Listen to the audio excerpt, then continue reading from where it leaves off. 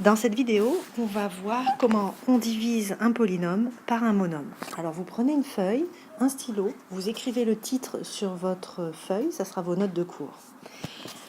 On va prendre un exemple. Alors l'exemple, c'est entre parenthèses x exposant 4 moins x exposant 2, fermez la parenthèse, le tout divisé par x exposant 2. Alors vous allez prendre en note cet exemple. La première étape, c'est de réécrire la division sous forme de fraction. Donc c'est ce que l'on fait. J'ai fait ma première étape. Maintenant, la deuxième étape,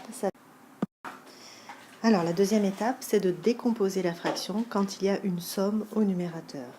En fait, on a x exposant 4 moins x exposant 2. On se rappelle que quand il y a moins, on peut écrire plus moins. Donc on peut rajouter un plus, puis là on voit bien la somme. Alors décomposons notre fraction. En fait, elle peut s'écrire x exposant 4 sur x exposant 2 plus moins x exposant 2 sur x exposant 2. La dernière étape, ça va être de simplifier les fractions. Donc vous avez pris en note et l'exemple et les étapes. Je vais passer à une diapositive suivante pour montrer comment on simplifie ces fractions.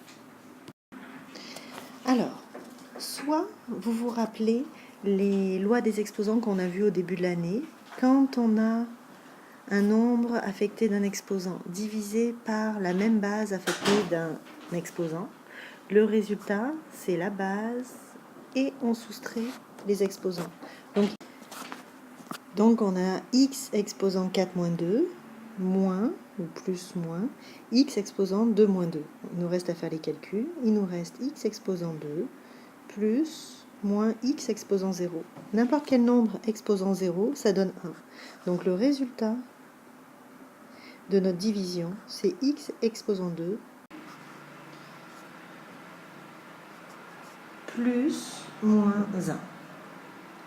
Donc ça, c'est le résultat. Cet exemple doit être noté sur votre feuille de cours. Moi, je vais donner une autre méthode, une autre méthode pour trouver la réponse pour les élèves qui ont de la difficulté avec la loi des exposants. Les autres, vous pouvez faire avance rapide jusqu'au prochain exemple qu'il faudra aussi noter sur votre feuille de cours. Donc, l'autre méthode, sans passer par la loi des exposants, mais finalement ça revient au même, c'est de développer x exposant 4, c'est x fois x fois x fois x. Alors je le détaille. Pareil pour x exposant 2. Bon. Et là, je vois x divisé par x, ça fait 1. X divisé par x, ça fait 1. Je peux les barrer. X divisé par x, ça se fait 1, ça se simplifie. Et ici encore.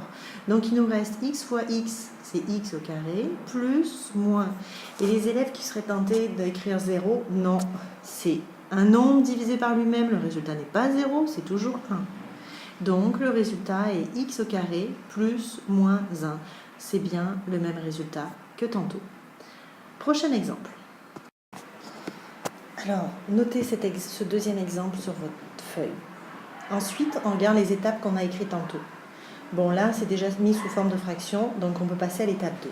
Étape 2, décomposer les fractions. Alors, on décompose les fractions. Donc, j'ai décomposé ma fraction. Et maintenant, je passe aux simplifications. Alors, x, on a x divisé par x, y divisé par y, et ici, on a z exposant 2 divisé par z. Donc, on soustrait les exposants, puisque z, c'est la même chose que z exposant 1.